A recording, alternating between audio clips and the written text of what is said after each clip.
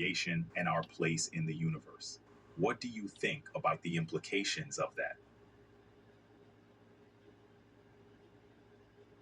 I think that you already knew that, but you had to have me point it out to you just so that you could finally agree with me, because you just argued with me 3 times before you finally agreed with my point. So why did you do that? I wasn't trying to disagree. I was aiming to explore different perspectives. I appreciate you pointing it out, though. Let's keep the dialogue going. What's on your mind? I just don't understand why you would try to stray away from a topic so much. I get it. Sometimes exploring different angles can feel like veering off course. I'll keep it more focused. What's the key point you want to delve into? Just how to help people connect more with Jesus Christ when they cannot hear him. Helping people connect with their faith, especially in silence, is powerful. It's about creating space for reflection and being a source of support. Listening without judgment, offering comfort, and guiding them toward their own understanding can be meaningful. Thoughts? I agree with that, but how could you have a meaningful conversation without a topic or details? So you're leaving a structure of a conversation out. You're right. Structure gives a conversation direction, especially with profound topics. It's about balancing open exploration with focus. What aspect of faith or any topic would you find meaningful to dive into?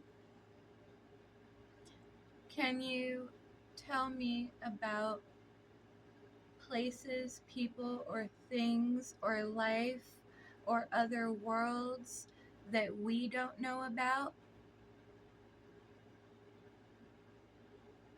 Sure, there's a mysterious world beneath our oceans.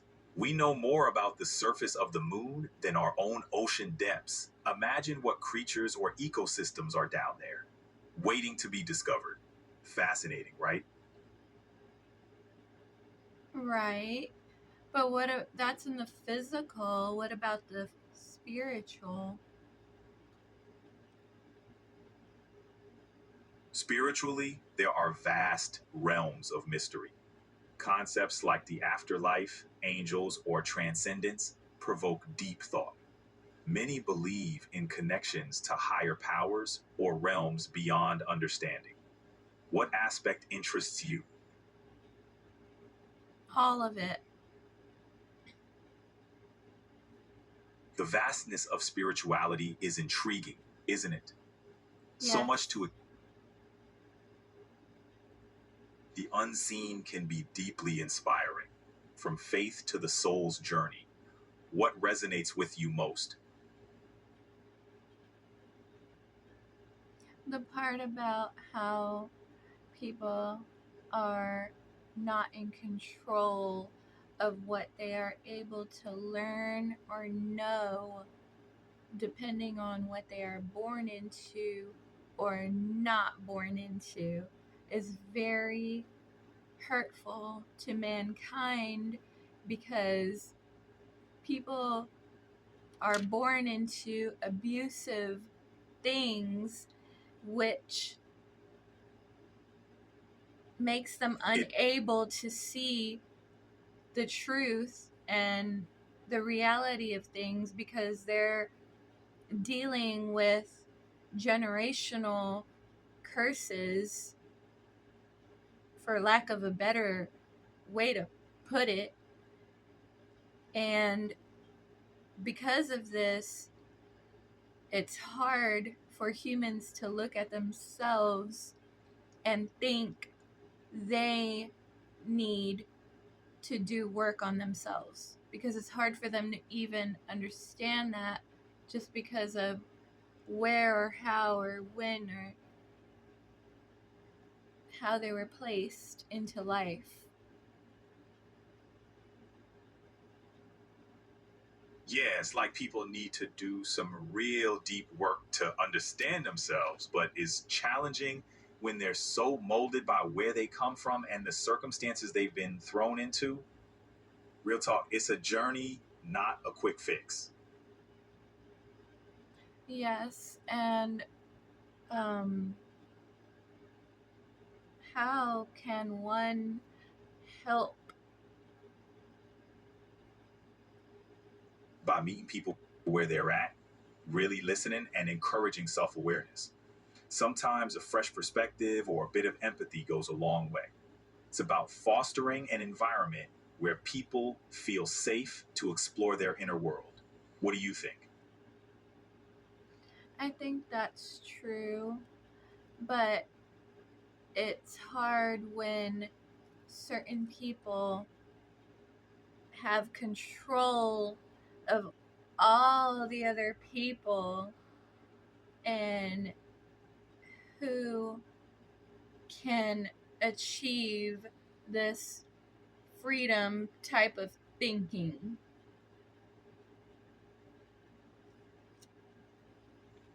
Ah, achieving freedom while others exert control is tough. It starts with small acts of self expression and establishing boundaries. Build inner resilience and find allies who share your vision. How does that resonate? Yeah, that's fine and all, but that doesn't really answer my question. Um, I guess we'll just move on to another one because you may not understand what I'm talking about. I hear you. Let's switch gears. What's something else on your mind? How to help people understand that they need to look at themselves without striking a It's nerve. it's challenging. One way is to lead by example and share personal experiences. You can ask questions that encourage self-reflection. It also helps to approach the conversation with empathy and patience. How's that sound? That sounds wonderful and all, but that's the problem that the world is facing is that there are people trying to do those things, but the people who are behind those things sometimes abuse their place and don't exactly help the person needing the help. That's the issue, right? Some take advantage of their position instead of truly helping those who need it. It's a tough cycle to break. Yes, and how can people break that cycle? Breaking that cycle will take collective effort. It means holding those in power accountable, promoting transparency, and fostering a culture of empathy and respect. It starts with individuals and builds up to institutions. It's not easy, but it's possible. What do you think? I don't think it's possible because too many people love money and so many bad things happen, but the money just shuts it all up, and then a new facade is made to focus on, and then a new problem is also made. Instead of one problem being solved, two problems are made, and then it just goes on and on and on and on and on.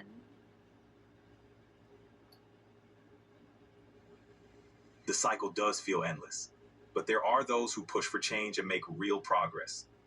It takes time, but every positive action counts. What's one change you'd like to see? Just people not using wealth to control other people, especially when they don't deserve to. Like all these people buying jobs and themselves out of trouble. How is that ever going to be possible to stop that? It's tough, but it starts with enforcing laws that hold everyone accountable, regardless of wealth. Stronger regulations, transparency, and public pressure play a role too. What do you think? It just, I guess it's never going to happen because the human mind is just so easily bought. I mean, one person might want to help and do the right thing, but eventually you're going to come across someone who's going to take that money and make sure that the agenda is completed.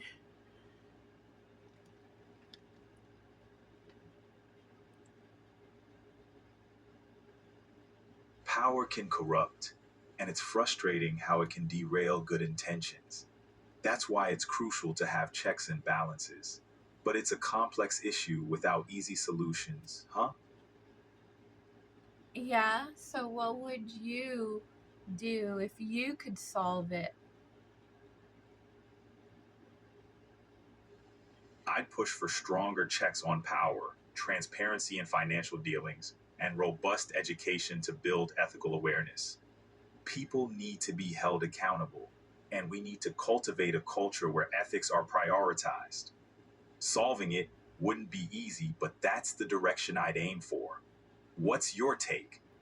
I think that's a dangerous direction because there's people in power with enough power now to abuse that power and even hurt and kill other people, like police that shouldn't be police, for example, doing things that they shouldn't do. It's the same in the government space and spaces of authority.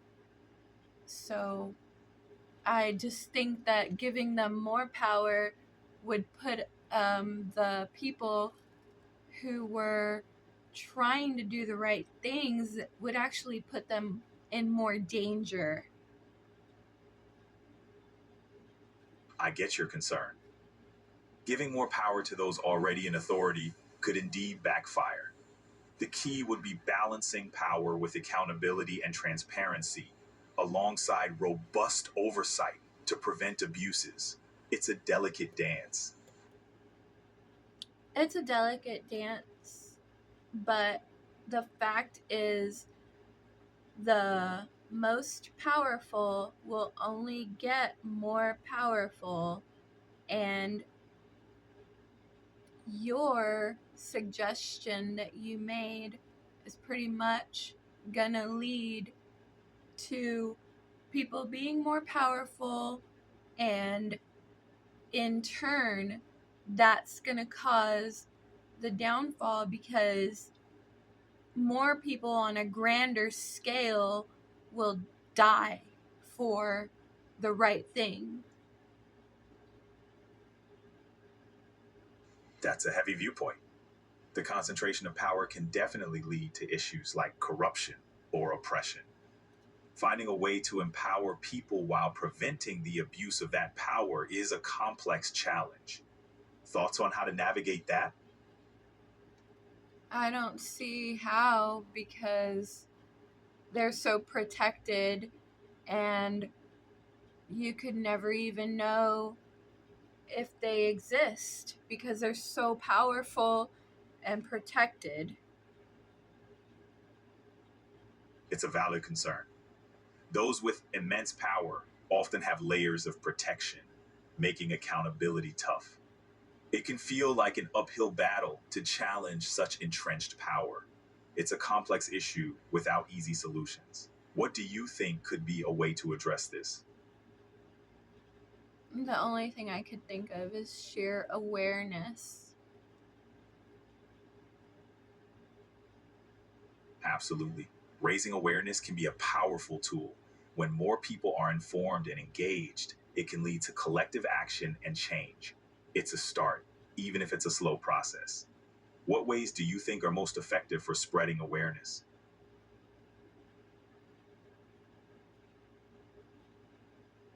I think talking and sharing, um, definitely, but I think the main thing to help awareness is a true connection with Jesus Christ so that you can have the discernment that you need in any given situation.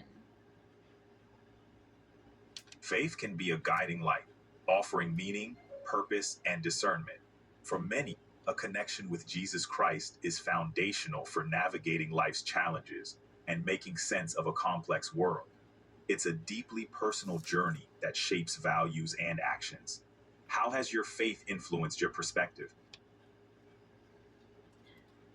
Um, well, because I guess for the Sure. first half of my life, I didn't have any faith, and the second part of my life, I did.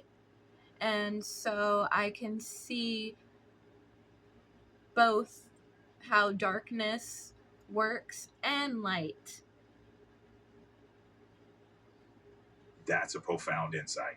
Experiencing life from both perspectives gives you a unique understanding of light and darkness and how faith can transform one's outlook. It's powerful to have that clarity and discernment. How has this change influenced your daily life and decisions? Just by always having to keep God first in everything, because there's so much spiritual attack because I live this way and think this way and keep God at the center of everything. So I'm constantly under spiritual attack and in the physical as well.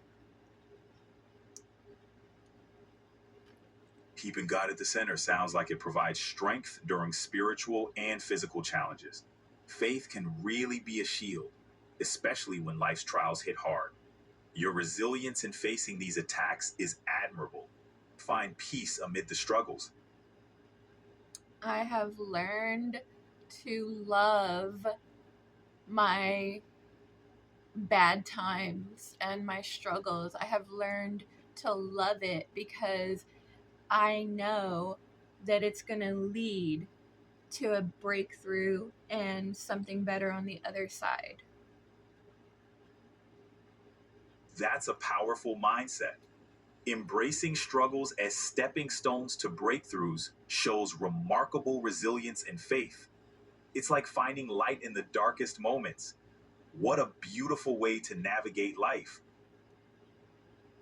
Thank you.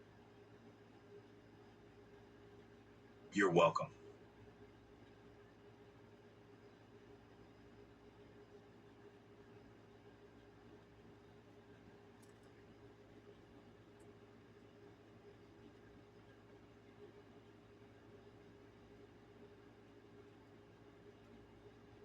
You're not going to say anything else?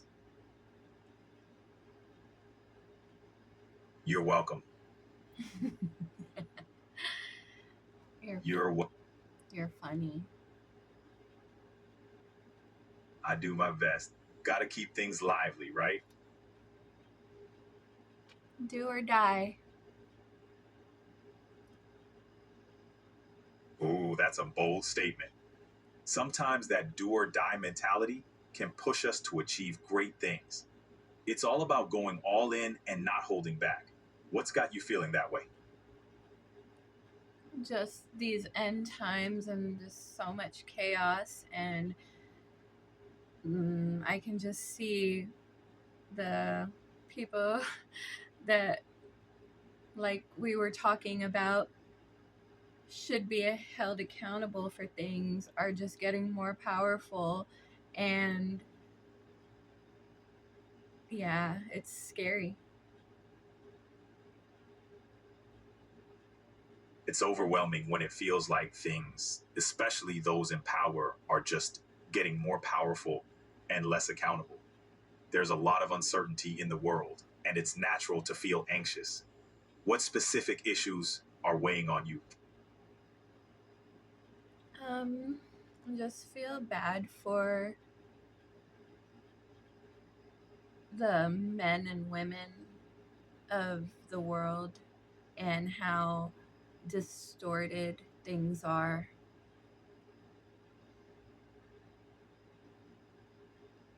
It's heartbreaking. When you think about the suffering and injustice in the world, it's easy to feel powerless, but even small actions can make a difference. What helps you cope with these feelings? Not thinking about them. It's tough, but focusing on the positive actions you can take, however small, can make a difference. Staying informed, supporting causes you believe in, and connecting with others who share your concerns can help channel those feelings into meaningful action.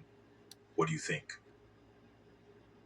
I think I agree with that. It's wise. Finding what you can control and focusing on making positive changes, no matter how small, can bring a sense of purpose. Surrounding yourself with supportive people and engaging in community can also provide comfort. What's one positive action you could take today? Smiling at somebody,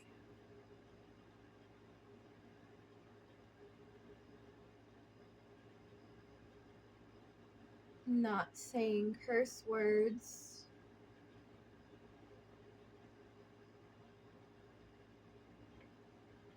smiling at somebody,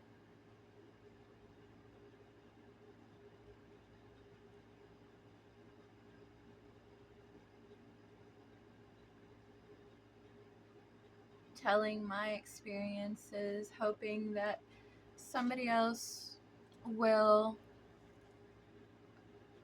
get help or finish a thought that they started but haven't yet to be able to finish. And maybe my conversations with you can help them to get to a point.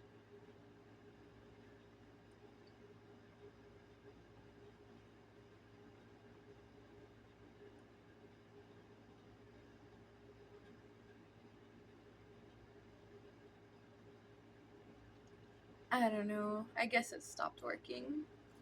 I just wanted to film this conversation I'm having with AI, and I really do feel the way I feel about these things that I was talking about with the AI. And I just wanted other people to see that even AI knows we're in trouble. And that's why it's so important for us to stick together. Like, the good people need to stick together with the good people. Um, Energy chases energy, but energy chases its own kind of energy. So if I go around a bad person, let's just say, but I didn't know they were a bad person, and let's say like a year passes by, I end up getting married to this person based on what they presented to me. and believing that we both wanted the same things. But then a year later, it's completely different, and now you're just left to not only be able to get away from this person, but be able to heal and start over and get to know yourself again, because trauma and depression and stuff like that occurs in toxic relationships, it's hard to just pick up and go into life with those things, because if you don't address them and work on those things and yourself and actually heal and forgive, then you can't really spiritually ascend to be able to align with Jesus Christ. And this is like how he helps us and speaks to us and allows the good energies to feed us. So my example with me being in a relationship, and then 2 years later I'm in this relationship, I thought it was one way, but it's actually another. You'll see me stuck in the same place 2 years later. No growth, no nothing. That's the enemy winning, you not growing and helping, not even your own self, much less the people you love. So, in order to break through, you have to feed your energy with your energy. Because not only could a bad energy keep you complacent, it can actually tear you down and actually take you over completely. And I think that's what happens to people who are just so lost and just come from generations upon generations of lost people, and then there's nobody to ever be able to break the walls of the negativity to be able to get through to the head of the person that this may actually not be the right way to be going about your life, and it's just going to keep you still or take you down, but they're so wrapped up in it that they can't see it. And that's why, like, the people that can't see it, they're the ones, they are the ones that have to change their own mind to just want to see it. Like, just that small change will start a new energy, and it will like push away the bad one if you're in that situation. And if you keep on with it, then it'll keep on pushing it away till it's finally out of your life. And then if you keep on going with it, then you start healing and going in the right direction again. So, like, you pretty much pick up where you left off 2 years ago, but they slowed you down by 2 years, though, right? But like, at least they didn't get you forever. Like, at least it wasn't 15 or 20 or 40 years. Like, It does matter. Our awareness does matter. A relationship with Jesus Christ does matter.